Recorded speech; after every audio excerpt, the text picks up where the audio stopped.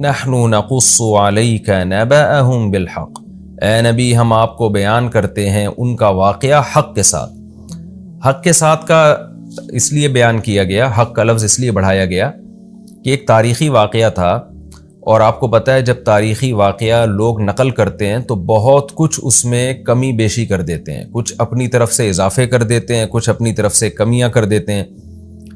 تو واقعہ کی جو اصل بات ہے وہ تو درست ہوتی ہے، لیکن اس میں جو ایڈیشن ہوتی ہے وہ غلط ہوتی ہے۔ تو اس لیے قرآن کہہ رہا ہے کہ آپ لوگوں کو مت دیکھیں، ہم آپ کو ٹھیک بیان کرتے ہیں، جتنا قرآن بیان کرے گا وہ 100% مستند ہوگا، باقی جو لوگوں میں مشہور ہے ان میں کچھ صحیح ہوں گی، کچھ باتیں غلط ہوں گی۔ اس لیے اللہ نے فرمایا کہ ہم ٹھیک طور پر آپ کے سامنے بیان کرتے ہیں۔ وہ واقعہ کیا ہے؟ انہم فتیۃ آمنوا بربہم، یہ چند نوجوان تھے۔ چند کا ترجمہ میں نے کیوں کیا؟ بار بار بتاتا ہوں کہ یہ جو تنوین ہے نا، تنوین اس کا مطلب ہے چند، اور ویسے بھی فتیۃ یہ جمع قلت ہے، افعل افعال فعلۃ افعلۃ، یہ 4 اوزان وزن عربی میں جمع قلت کے لیے استعمال ہوتے ہیں۔ تو جو بھی اس وزن پر ہوگا، جیسے فتیۃ فعلۃ کے وزن پر ہے، تو انہم فتیۃ یہ چند نوجوان تھے، آمنوا بربہم جو اپنے رب پر ایمان لے آئے۔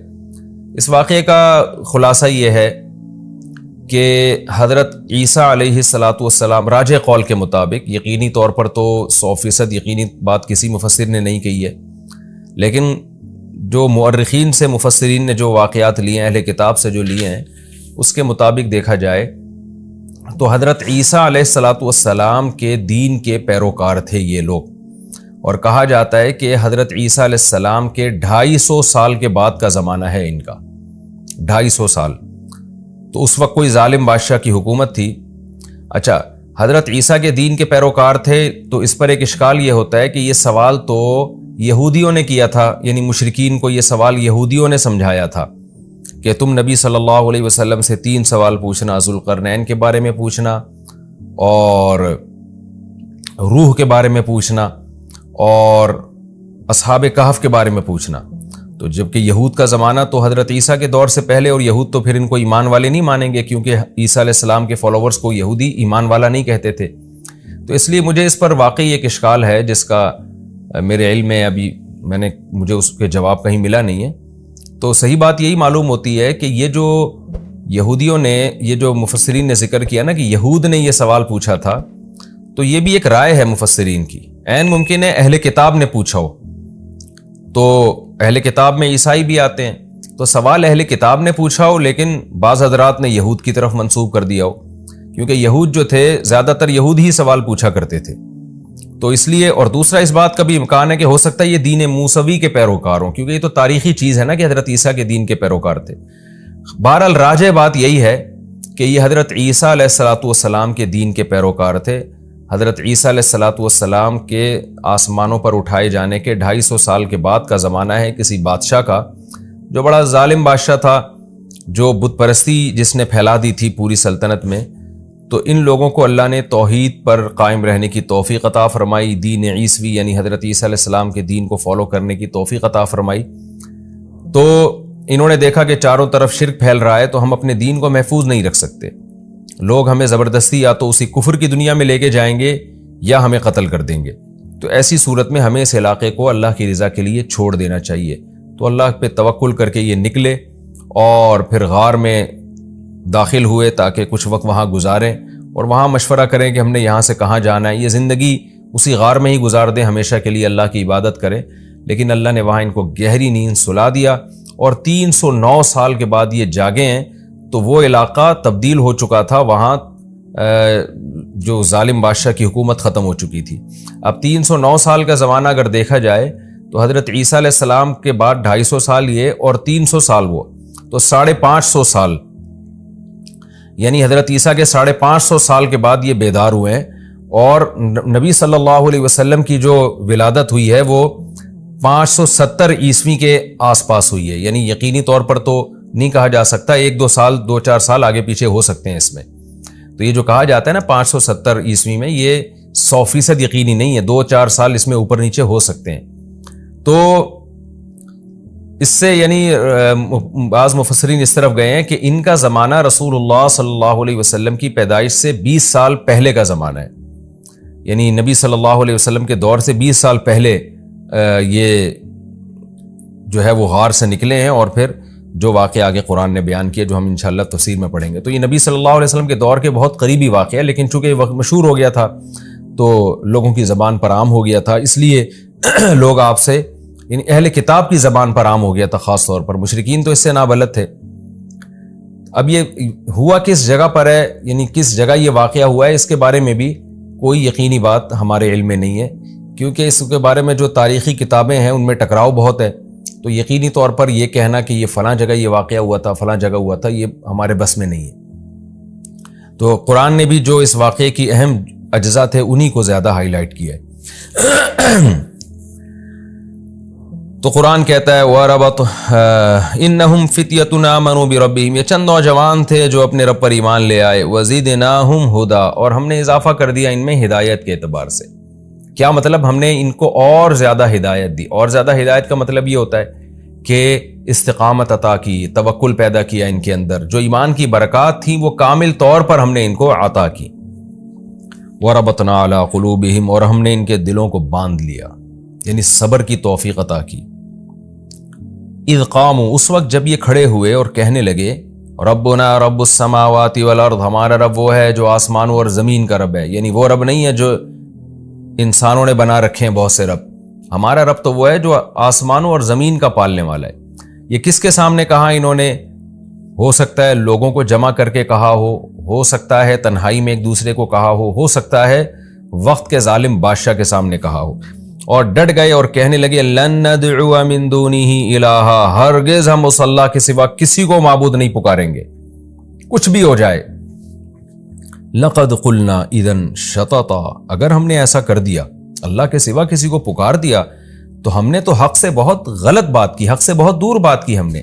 یہ کیسے ہو سکتا ہے کہ یہ انسانوں کے ہاتھوں کے تراشے ہوئے بت یہ خدا کے شریک بن جائیں؟ یہ کیسے ہو سکتا ہے؟ ہم تو بہت ہی غلط بات کرنے والے ہو جائیں گے اگر ہم اللہ کے سوا کسی کو پکاریں۔ لہذا ہم اس قوم کو اور اکثریت کو یا بادشاہ کے دین کو نہیں دیکھیں گے، ہم وہ دیکھیں گے جو حق ہے۔ ہؤلاء قومنا، یہ جو ہماری قوم ہے، اتخذوا من دونہ آلہہ، انہوں نے اللہ کو چھوڑ کر بہت سے معبود بنا لیے ہیں۔ آلہہ کا بھی الہ کی جمع ہے نا، افعلتن کے وزن پر، الہتن تھا اصل میں، تو یہ جمع قلت ہے، چند معبود تراشے ہوئے انہوں نے۔ لولا یاتون علیہم بسلطان بین، ہماری اس قوم سے ڈیبیٹ ہو رہی ہے، یہ بار بار اپنے باپ دادوں کے حوالے دے رہے ہیں کہ ہمارے ابا ایسے کرتے تھے، ہمارے دادا ایسے کرتے تھے۔ سوال پیدا ہوتا ہے لولا یاتون علیہم بسلطان بین، یہ بہت بڑی واضح دلیل کیوں نہیں لے کر آتے؟ یہ بہت بڑی دلیل کی بات اس لیے کی کہ کسی کو خدا بنانے کے لیے چھوٹی دلیل بھی کافی نہیں ہے، بالکل واضح سلطان بین جب تک نہیں ہوگی اس وقت تک ہم کسی کو اپنا خدا اور رب تھوڑی تسلیم کر لیں گے۔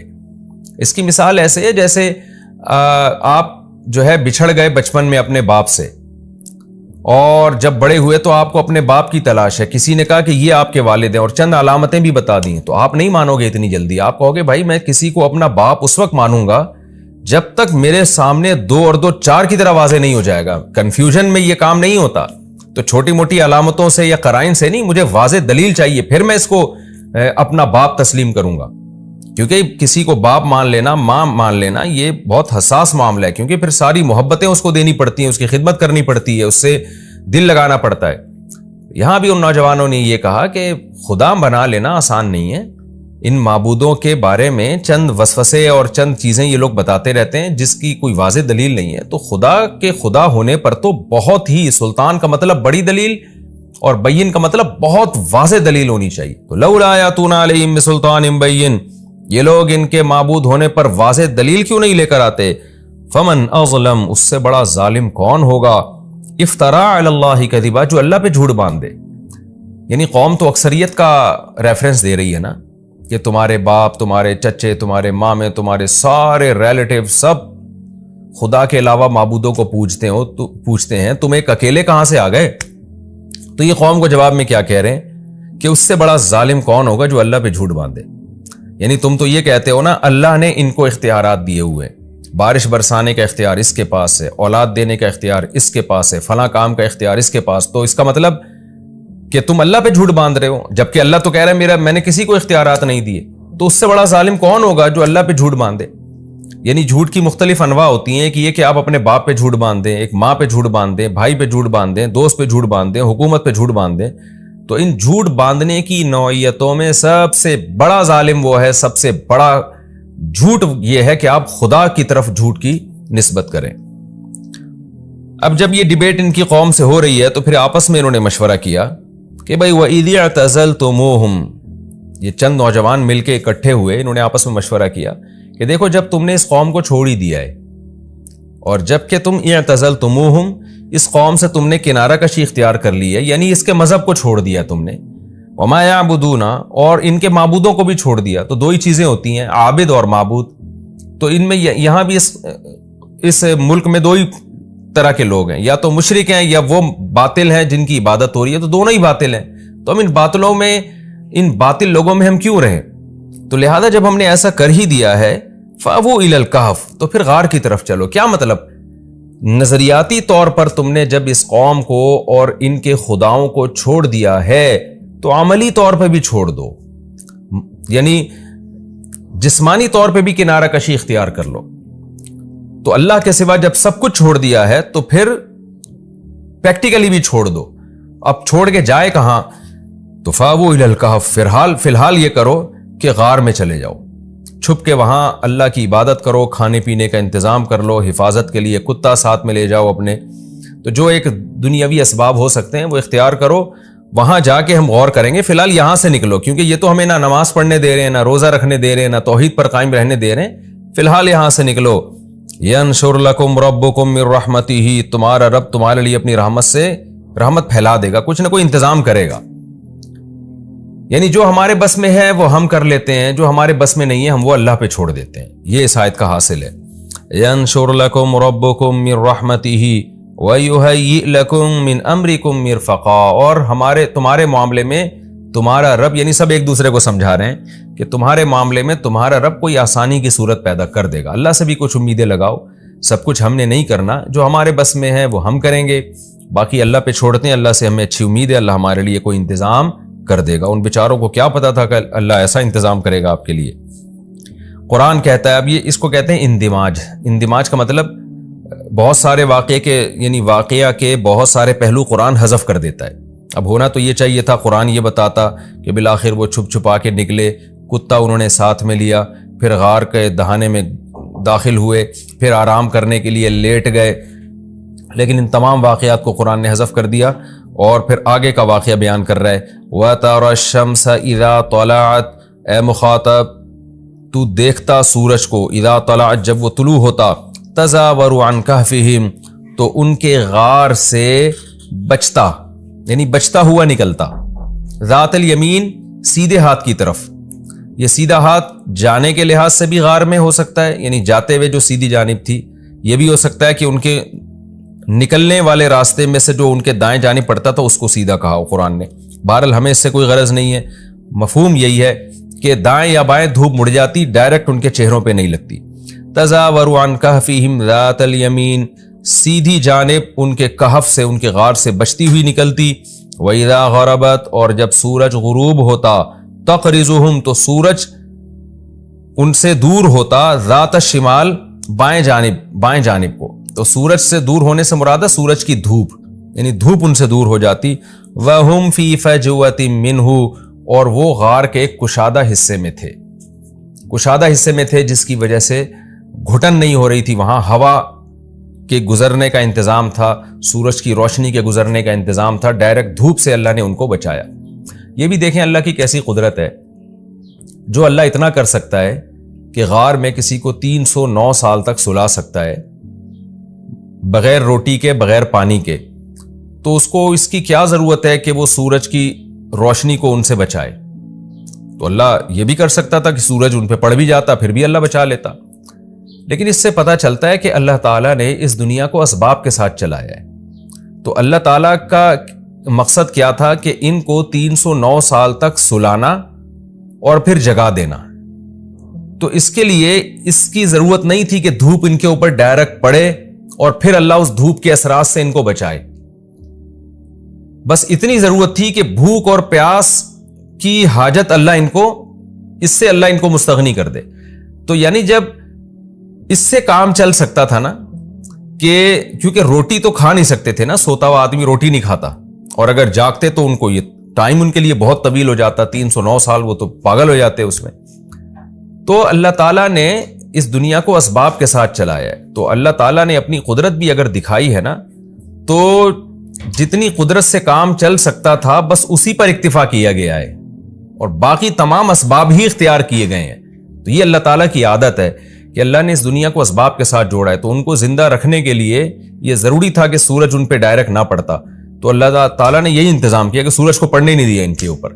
اور اسی طرح ان کے جو ان کا غار پہ جو کتا بیٹھا ہوا تھا، اس کو بھی اللہ نے ایک روب دیا تاکہ لوگ بھی اندر نہ آئیں، ورنہ اللہ چاہتا تو لوگ اندر آ جاتے اور ان کا کچھ نہ بگاڑ سکتے، مر جاتے، کچھ بھی ہو سکتا تھا۔ تو یہ ساری باتیں اس کی علامت ہیں کہ اللہ اس دنیا کو اسباب ہی کے ساتھ چلاتا ہے۔ ذالک من آیات اللہ، اللہ فرماتے ہیں یہ اللہ کی آیات میں سے ہے۔ من یہد اللہ فہو المہتد، لیکن اے نبی جس کو اللہ ہدایت دے گا وہی ہدایت پائے گا، یعنی اللہ کی ایسی قدرت کی نشانیاں دیکھنے کے بعد بھی ہر ایک کو پھر بھی ہدایت نہیں ملتی، اسی کو ملے گی جس کو اللہ چاہے گا۔ ومن یضلل، اور جس کو اللہ گمراہ کر دے، فلن تجد لہ ولیا مرشدا، تو آپ ہرگز اس کے لیے کوئی دوست اور ہدایت دینے والا نہیں پائیں گے۔ یہ تسلی بھی دی جا رہی ہے کہ بہت سے لوگ پھر بھی بے ایمان ہو کے ہی مریں گے، اتنی قدرت اور اتنا کچھ دیکھنے کے باوجود۔ تو جس کے دل میں انابت ہوگی اس کو اللہ ہدایت دے گا، جو نہیں چاہے گا، اللہ کی عادت ہے اس کو ہدایت نہیں دیتا اللہ تعالیٰ۔